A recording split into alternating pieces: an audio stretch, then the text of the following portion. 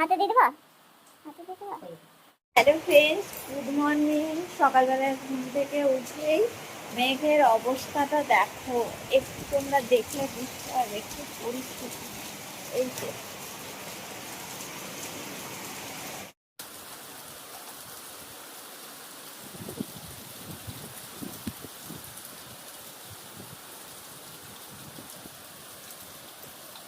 হোক আর যাই হোক, এখন চলে এসেছি রান্নাঘরে। পেট তো মানবে না, খেতেই হবে, তাই সকালের টিফিন করার জন্য চলে এসেছি। আর আজকে সকালে টিফিন করছি গোলা রুটি।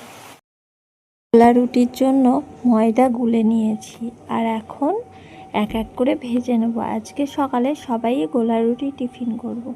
বেশ ভালো লাগে, আমার তো ভালো লাগে, তোমাদের দাদা ভাইও বেশ খায়। আর সব থেকে বড় কথা, আমার ছেলের খুব একটা পছন্দের খাবার।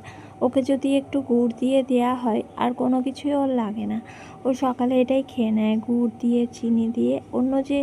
অন্য কিছুর প্রয়োজন হয় না। তাই ভাবলাম যে আজকে বৃষ্টির দিনে সকলে মিলে এটাই খেয়ে নিই।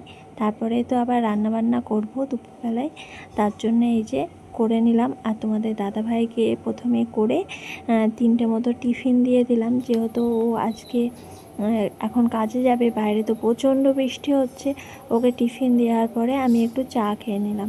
চাটা খেতে গিয়ে চাটা এতটাই গরম ছিল, বিস্কুটটা ভেঙে পড়ে গেল ওর ভেতরে।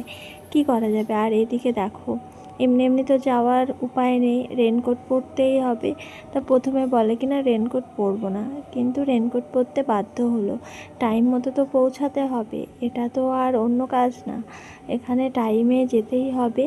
ঘরে বসে থাকলে তো হবে না। এই যে দেখো, রেনকোট পরে বাড়ির ভেতরে স্কুটিটা আছে, সেটা নিয়ে চলে যাবে। যে বৃষ্টির দিনেও ছুটি নেই, কাজে তো যেতেই হবে।